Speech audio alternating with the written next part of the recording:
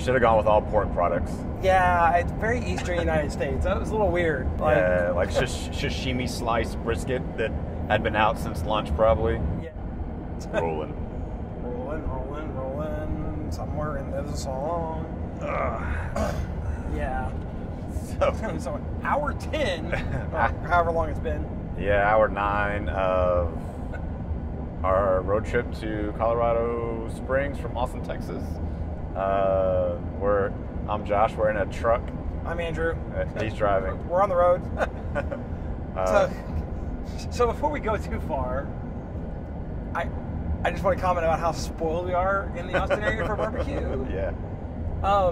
Like the main industry out here where we are, we went through Dalhart, is meat packing, cattle, and we saw a little barbecue place, and it was very popular. So we were like, we'll stop there for dinner. Yeah. Should have gone with all pork products. Yeah, it's very Eastern United States. That was a little weird. Yeah, like sashimi sliced brisket that had been out since lunch, probably. Yeah, I mean, it wasn't terrible. Like, clearly it had actually been cooked on a fire, which is, a plus. More than some places do. Yeah. But I forget that when I have a bad day at Mueller's or pretty much, Rudy's, it's always really good, even when it's bad. So. Yeah, their bad is better than most people's best. Anyway, we are fat and happy. I mean, don't get us wrong, we ate our fill, but yeah, Central Texas barbecue, shout out.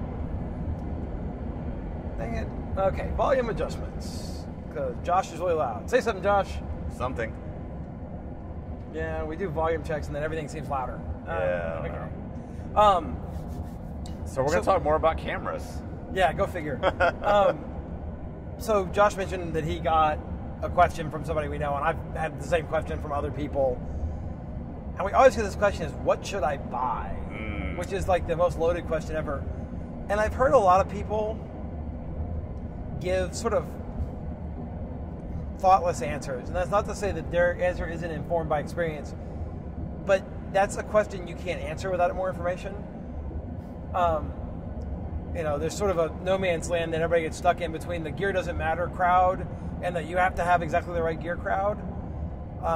So we thought maybe we'd talk about how we got to where we are and the decisions we made and why. Yeah. Because I feel like that process is what's important. I definitely think the gear doesn't matter crowd are goofy, because clearly if you're trying to do something that your gear won't do, the gear matters. And if you're taking snapshots, anything will do it. And there's a lot that cell phones will do, but if you're trying to do Milky Way panoramas, at least no cell phone I know will do that currently. Maybe one day they will. But this GoPro won't do that. So like the equipment you have matters in that case. Anyways. Well, so, I think the other part to that, the other corollary is that there's so many good cameras that will serve just about everybody's like 80% of their needs. 90%. Yeah, maybe more. I mean, the cameras out there today are really good compared to where they were maybe even 4 or 5 years ago. Well, I mean, even my first camera, so I started with the D5000. It's not Nikon's cheapest camera. The 3000 series is the cheapest. But it's a consumer camera, and this was bought in 2009. Mm-hmm. So, but I can do Milky Way shots with it if I want. Is it the cleanest? It's cleaner than a lot of cameras. I mean, the fact is, with a little bit of know-how, I can make that camera do just about anything. Yeah. But I know what it won't do.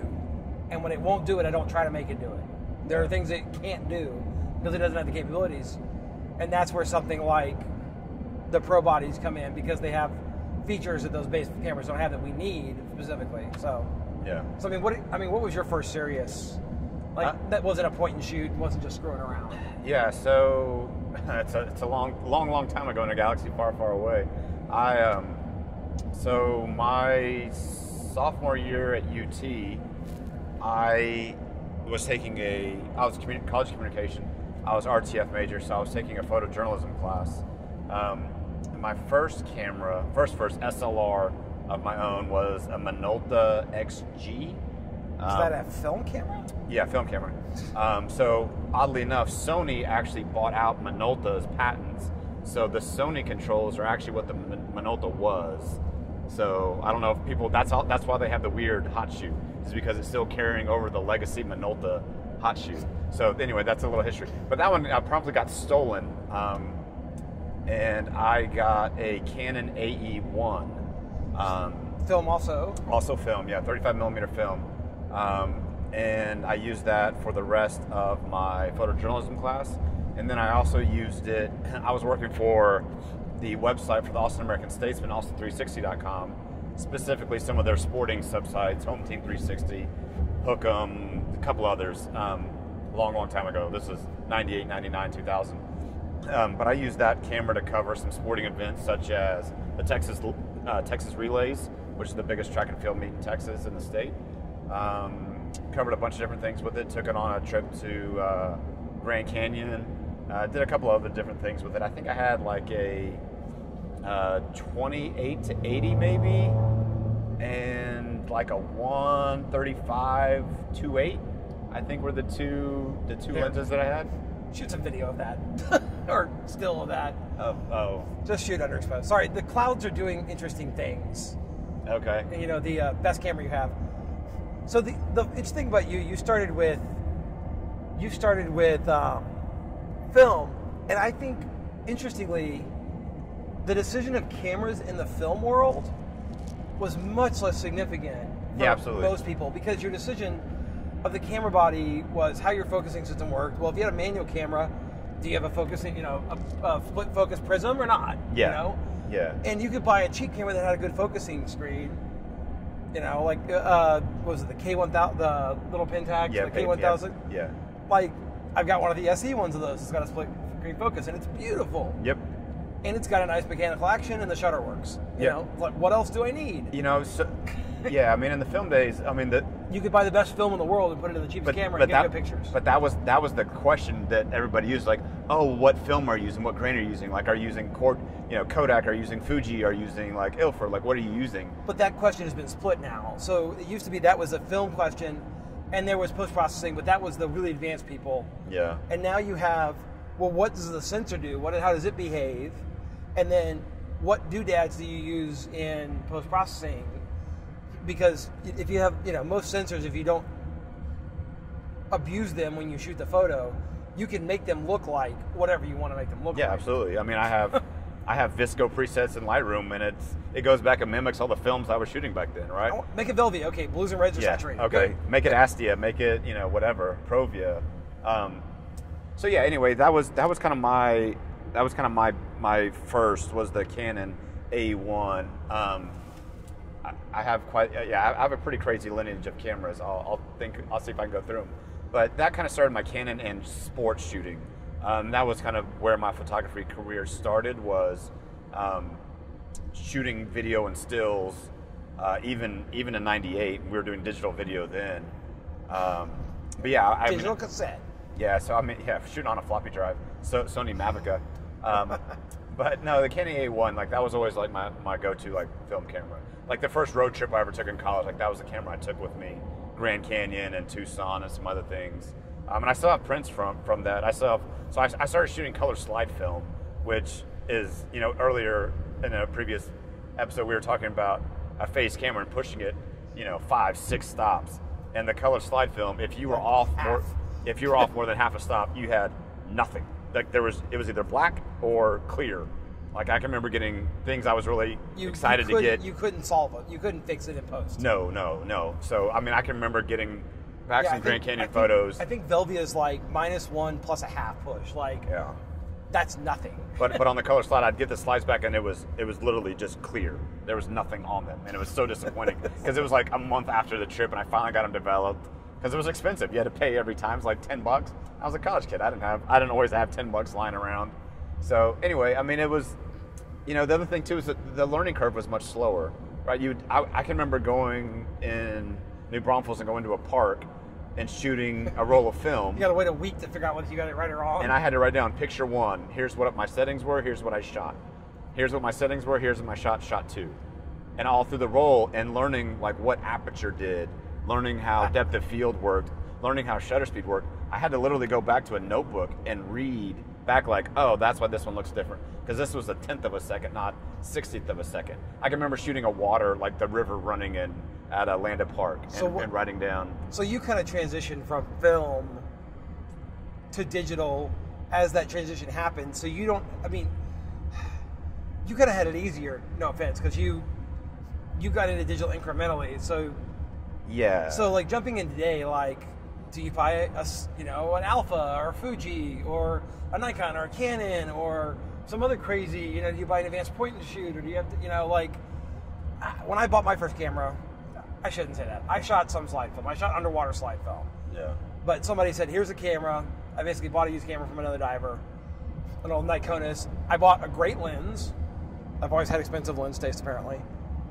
And somebody said, well, here's how you do it underwater. And I kind of followed that.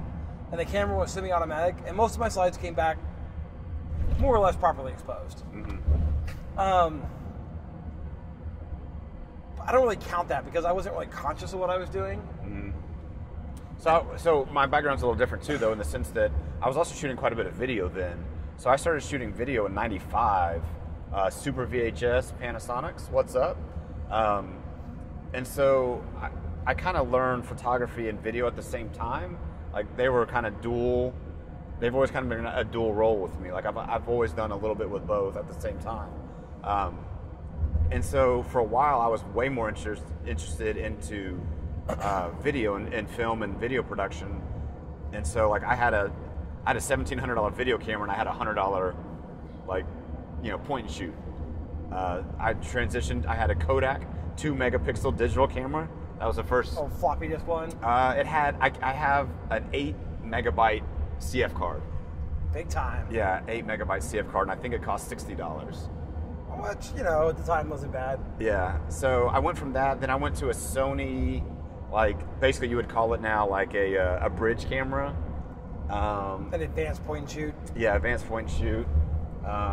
And then from there, I think my next one, stills kind of took over for me again. I got out of video for a little while. And my first SLR was a Canon Rebel XTI. And I love that camera. I shot a ton. And that's really where the SLR, I don't know, that was kind of like the beginning for me of everything else we're doing now. But that XTI, I mean, it's not a great camera, but it was a really good camera.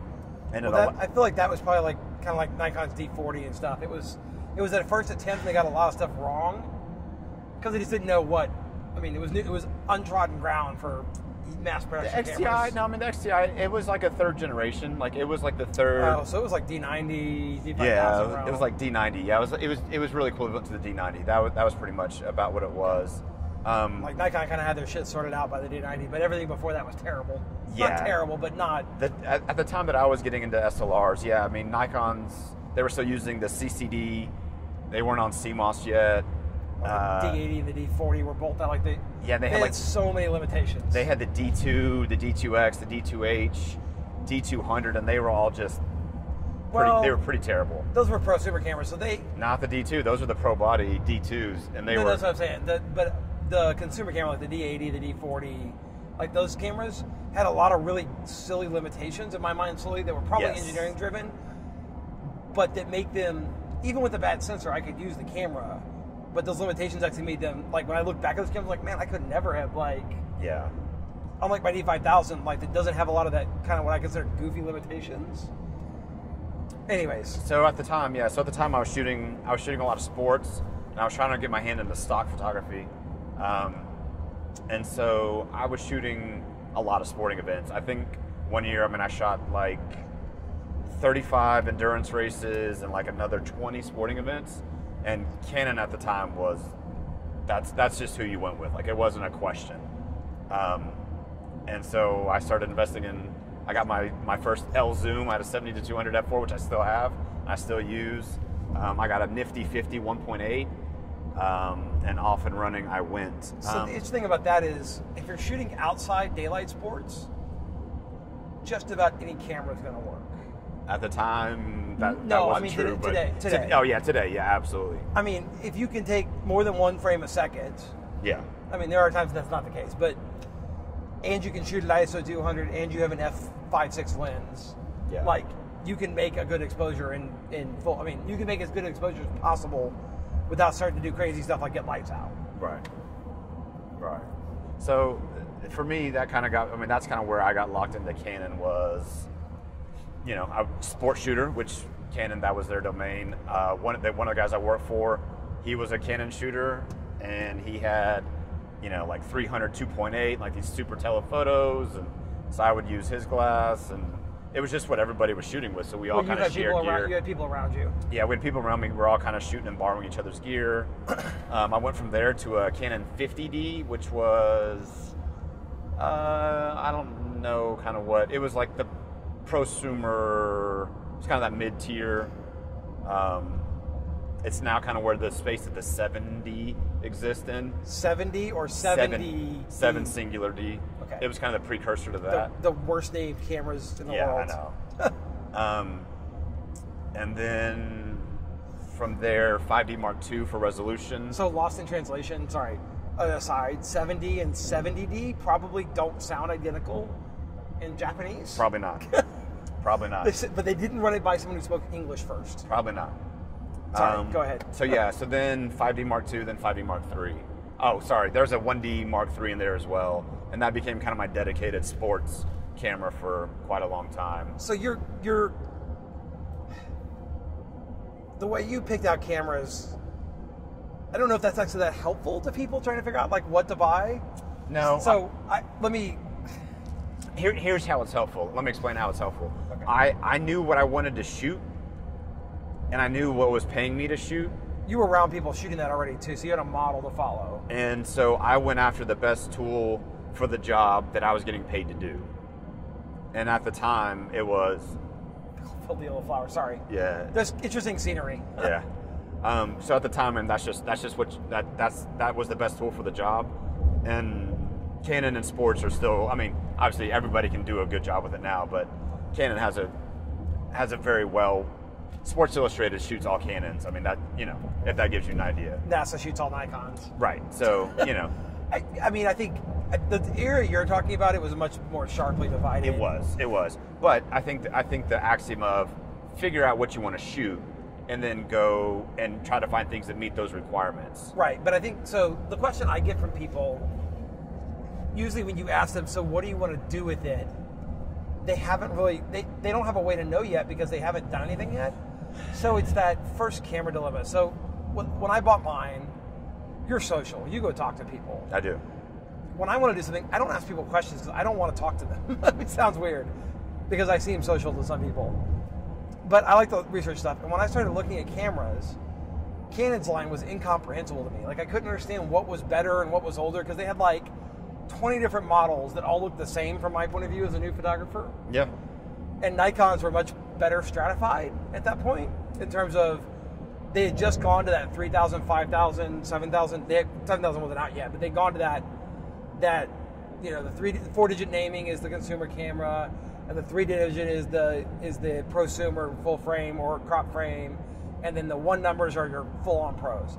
And like I got that, I understood. And I didn't know what the differences were, but I knew that the pro cameras were going to do stuff that a pro would probably want that I didn't know how to use yet. Yeah. And that the base camera probably would be good enough for me. And so I bought a D5000. It was better. It had better reviews. It did a little better, some things better that I cared about. So when I get this question, I feel like in 2009 it mattered more than now. Like it does. When people ask me what should I buy, I haven't bought a camera. I'm like, do you know how to do this? And that this is usually a set of basic things in photography. Do you understand what the exposure triangle is and what different things do?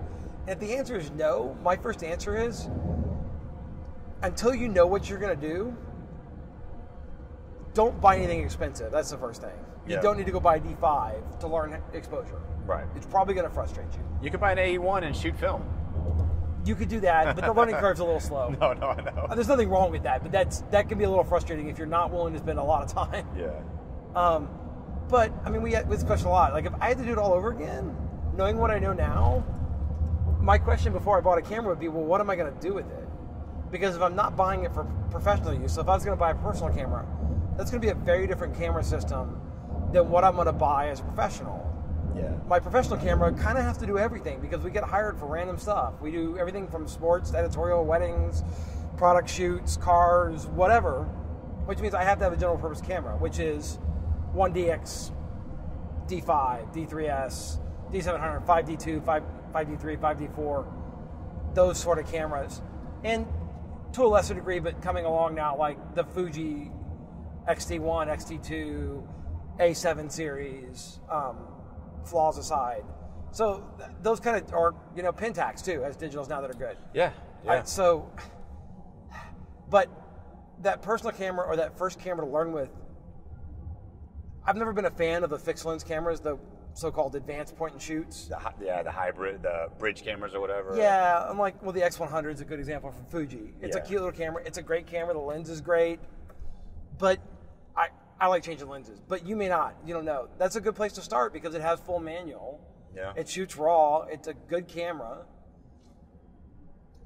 Likewise, an entry-level Nikon or Canon, I guess that was a TI something. Rebel, just Canon Rebel line. Canon Rebel, or like the D3 3300 now, I guess what they're on. I don't know.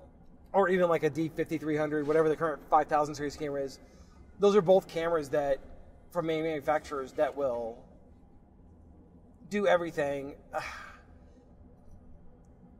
From my point of view, a Canon or Nikon's a safer choice because we talk about this with people who are like, oh, but Sony's great. Well, that's great. So how many flash triggers do you have that work with your TTL system? Well, 0. Okay. Nikon and Canon have been around forever, so they have an entire system. So if you invest in a good lens, it's going to keep working down the road. Now, Fuji, as far as crop framing goes, has a complete system, and it's pretty great. And, you know, Sony's coming along, so. I think the word there you said, though, that's most important is system. You know, when I looked at when I was looking at buying my first SLR, which was Canon Rebel XTI, the 400D, I looked at it as an entryway into accessing Canon's flashes and lenses, right? So it was a small part in a big system. That was part of my research that drove me towards Nikon, is the things I was reading. I like what people were saying about the Nikon lenses over the Canon lenses, which is not to say that they were right or that there's that much difference at the end of the day, but yeah. So, you know, if for those of you asking, hey, what camera can I buy? Look at what system I think is a better way to do it. You know, because you know your new camera now might become your backup camera down the road, and it might become your walk around camera later. You know, but if you can buy into somebody's system, and that way your lenses have use later, then it's more a holistic approach, right? I'm literally still using lenses that I bought almost 10 years ago. And this is from an enthusiast or pro point of view too, right? If you're the kind of person who, when you buy a camera, you buy the entire thing, and then 10 years later you decide you want a new camera and you buy the entire thing again, it doesn't really matter, frankly, what you buy, because you're not thinking about it in a long-term sense. You're just buying something. Yeah, but I think using a kit lens, and that's it. Yeah, I mean, I think the people that are asking me, so Megan, they're pros or thinking about becoming pro or serious amateurs. So Megan, who asked me this question, what's up, Mego? I asked her. I said, hey, what do you want to shoot? She said, well, I like shooting concerts. I like, the low light, musician, and all that. So then you need to be looking at low light and good fast lenses. And so I was like, well, do you want a bigger camera or smaller camera? She's like, well, I'm smaller, I have small hands. I'm looking for like something smaller, more lightweight. And so and my advice was, okay, well, go to a camera store. For us, we go to Precision, or go to someplace like Lens Rentals and rent something that you think you might like, and see how it fits, see how it handles, see how it responds. It's a very low-cost way. Or ask somebody who owns the gear already to let you play with it if you know somebody that well. Yeah, absolutely. I mean, try it, because, a lot of times I tell people, go pick up a Canon. If it feels right, great. Go pick up a Nikon. Does it feel right in your hands? So a great example of that, a while back, I decided to put my hands on an A7, and lots of people are very fanatical about the Sonys. And they're great in some respects. They have great sensors. Nikon's been using their great sensors for a long time. It's part of why Nikon's got such good low light. So, okay, it's a small package, maybe it's better. But this is the key thing. I have fairly big hands, and they've gone to such lengths to make it tiny that if you put a fast prime on it, it pinches your fingers. You can't hold the camera. So those are the kind of things you don't learn until you've had the camera for a month or two, and you're like, man, my fingers are always pinched. This is terrible. And if you have tiny hands, it's not an issue. Or if you're shooting it as a video camera on a shoulder rig, it's not an issue. So it's one of those things where you have to what are you going to shoot with? It's the first question, because that should direct you into a set of things you can try. Yeah. But before you spend $1,000 or $5,000 or $10,000, put your hand on a camera. And if your answer is, I don't know what I want to shoot, look at an entry level from one of the major manufacturers, because a Nikon, a Canon, and to a lesser degree the others have enough range capabilities that you can shoot. If you pick up a Nikon today thinking, well, I'm going to shoot astrophotography, you can do that. That's fine. They have great lenses for that. And tomorrow you go, I want to shoot professional sports. Well, guess what? You can buy a 600 f4 if you want. Like, they have it. Yeah. Same with Canon. Yeah. Fuji and Sony, not so much yet. Fuji more so. Sony kind of. I'd say. And via adapters, you can do whatever, but that's an adapter, which is. As far as native systems, I mean, I think Canon and Nikon, really, they're tied as like, they're more in common than they are apart. Yeah. So, I mean, they have total systems. If you want macro, if you want tilt shift, if you want super telephoto, if you want ultra wide, if you want cheap fast prime, expensive fast prime, like, you have it all. Well, and if your question is, I really want to make astrophotography, what should I buy, for example? That's the one I've gotten from people. Yeah. Then the answer is a very specific answer. I'm going to give a specific example just because. Go ahead. This isn't the disc Canon. But I started Nikon, and that's actually worked out really well because I like doing night photography. And Canon, before the current generation release, I haven't seen the current generation, 5D3, 5D2, have struggled in low light. And Canon did not have a great ultra wide until this crazy 11 to 24 came out. Right. Or 11 to 23 or whatever it is. So Nikon until that happened, Nikon was really the only game in town until Sony showed up and Canon got their game together. So that's one of those questions where a manufacturer might be the right answer. If you want to do something very specific, then it pays to look at what other people are using. It doesn't mean you have to use it, but if you look at what they're using and try to understand why they're using it, the Nikon 14-24, crazy sharp corner to corner, really bright, works really well. But maybe you don't care about corner to corner sharpness, and in which case the $2,000 3-pound lens is maybe not the right choice. There are less expensive options on other brands that will work just as well. Yeah. I think the other thing, talking about system too, A, rentals, if you want to try them out, they're probably going to have them. But B, even more so, on the used market. We talked about, we have an adapter we have Panasonic GH4s. We use an adapter for what? That 50? How old is that 50? Well, and so one of the advantages of Nikon, or the advantage or disadvantage, depending on our point of view, they haven't changed their mount since the beginning. So, especially on the pro cameras, I can mount any Nikon lens, which is where you see these articles popping up on photo sites. Crazy 1970s Nikon lens pops up for $125,000.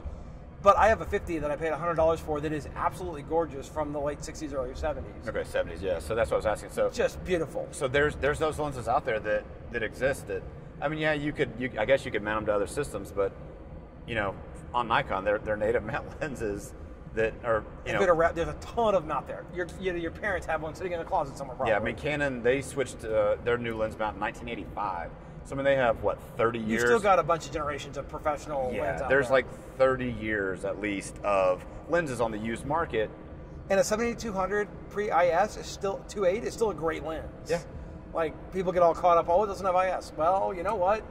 The first generation Canon, there was an 80 to 200 2.8 that people called the magic drain pipe because of the way it rendered out of focus. Like, it was just this beautiful out of focus that had a certain look to it that people still value.